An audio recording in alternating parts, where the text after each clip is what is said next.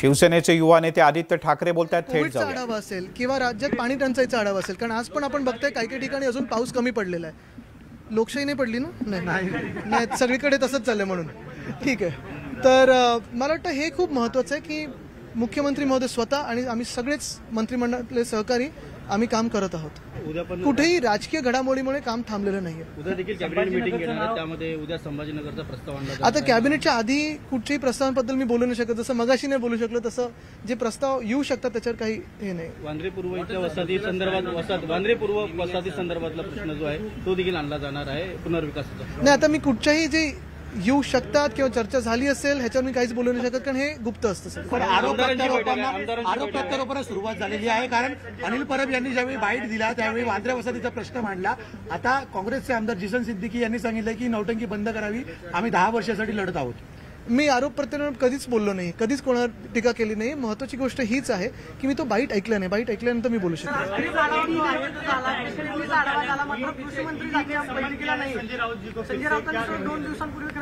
मुझे लगता है यही पॉलिटिकल सर्कस अभी रुकनी चाहिए, क्योंकि सबको पता है कि हमारे देश में लोकशाही है कि नहीं, इस पे बड़ा सवाल आ रहा है। आज भी सीएम साहब ने अपील किया है कि जो हमारे वहाँ फंसे हुए आमदार हैं, विधायक हैं, उनको आने की मुभा दी जाए और जिसको आके बात करनी है उनके लिए भी दरवाजे खुले हैं। और ये बात साफ है कि जैसे वहाँ सिक्योरिटी आई है, कुछ स्वयंभू तो सिक्योरिटी नहीं है, लगाई गई है, तो ये सारी चीजें हटा के जिसको आना है वापस उनको आने दीजिए। आमदारांची बैठक सुरू आहे मातोश्रीवरती आता आमदारांची। एक आमदार नहीं तिथे, आता मला जायचं है। संभाजीनगर पर जो निर्णय होने वाला है उसके बारे में आज क्या चर्चा? नहीं, मुझे पता नहीं उसको।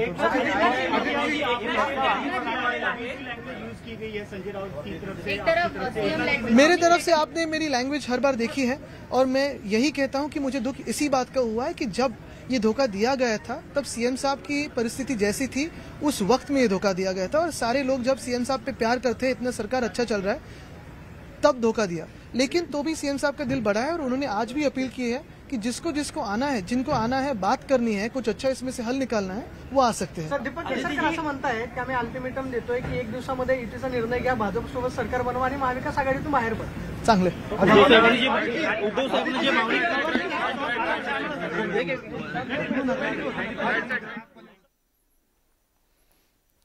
त्यामुळे दीपक केसरकर यांच्या प्रस्तावावर हसत हसत कोणतंही उत्तर आदित्य ठाकरे यांनी दिलं नाही। अर्थात त्यांचा प्रस्ताव निकाली काढला एक प्रकारे हसण्याच्या माध्यमातून। हे सरकार चांगल्या पद्धतीने सुरू आहे। भावी मंत्रिमंडळातल्या भावी प्रस्तावांविषयी मी आता बोलू शकत नाही असं म्हणत संभाजीनगरच्या विषयावर बोलायचं त्यांनी टाळलं।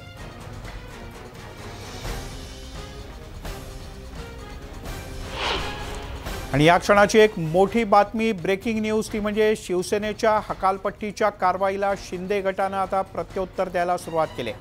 डोंबिवलीमधल्या 15 शिंदे समर्थकांनी आता सामूहिक राजीनामे दिलेत।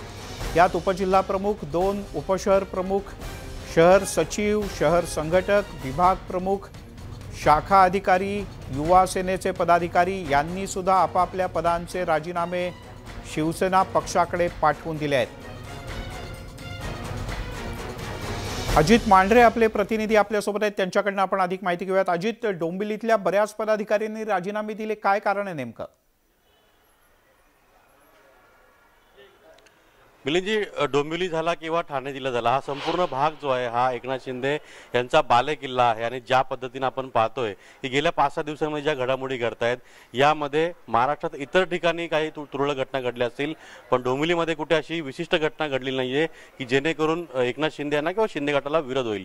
पण जे लोक एकनाथ शिंदे यांच्या सोबत किंवा त्यांच्या समर्थनार्थ किंवा त्यांचा मुलगा जो आहे खासदार श्रीकांत एकनाथ शिंदे यांना जेव्हा भेटायला गेले, तर ते जे कोणी भेटायला गेलेले आहेत या सर्वांची हकालपट्टी करण्याचं काम जे आहे ते शिवसेनेने सुरू केलं होतं, ही कारवाई सुरू केली होती।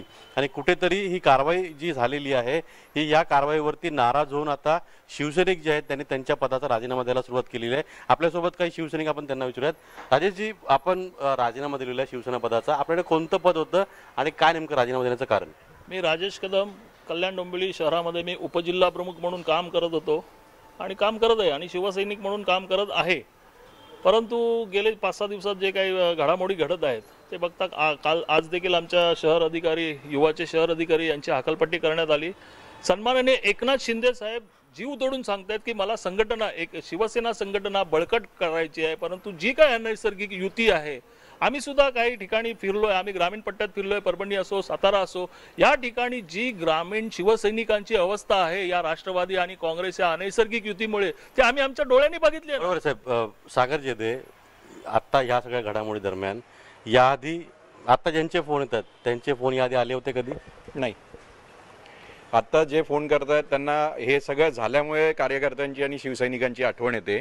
नाहीतर ठाणे जिल्ह्यात काय अख्ख्या महाराष्ट्रात जिथे जिथे कुठलं काही अघटित घडेल, नैसर्गिक पूर असो, वादळ असो, कोरोनाचा काळ असो, शिंदे साहेबांशिवाय कोणीही दिसलेलं नाही, ना कुठल्या पक्षाचा नेता जो शिवसैनिकांसाठी ज्या काळात आपल्या घरातल्या माणसांसाठी म्हणजे वडील ॲडमिट असतील तर मुलासाठी मुलगा जात नव्हता बघायला, त्या काळात कार्यकर्त्यांना बघायला भारतातला प्रथम नेता कोण गेला असेल हॉस्पिटलमध्ये तर ते एकनाथ शिंदे साहेब होते. कोरोना काळात आम्ही स्वतः बघितलं की तुमची हकालपट्टी केलेली आहे. हकालपट्टी करताना तुमच्याशी काय पत्रव्यवहार झाला का किंवा तुम्हाला कोणी काय फोन केला का? काय कारण दिलं? कुठल्याही प्रकारचा फोन वगैरे केला नाही. आज सामनातून ते डिक्लेअर केलेली आहे. पण ज्या दिवशी आम्ही शिंदे साहेबांचं समर्थन दिलं त्याच दिवशी आम्ही या पदावर पाणी सोडलेलं होतं. तुमचं नाव सांगा, तुमच्याकडे कोणतं पद होतं आणि का तुम्ही राजीनामे दिलेले आहेत? माझं नाव सागर दुबे आहे आणि डोंबिवली विधानसभा अधिकारीची जबाबदारी आहे आणि मी हिंदुत्वासाठी पक्षामध्ये जॉईन झालो आणि श्रीकांत शिंदे साहेबांसोबत मी दिवस रात्री काम केलं आहे आणि खरं जे आहे पक्षाला वाढवायचं काम शिंदे साहेबांनी खूप जोरात केलं आहे आणि तसंच आमचे लाडके खासदार श्रीकांत शिंदे साहेब त्यांच्याच हिशोबानं काम करून खूप मोठं केलं पक्षाला. आणि अजित, म्हणजे हे सगळेजण सामूहिकरित्या यांनी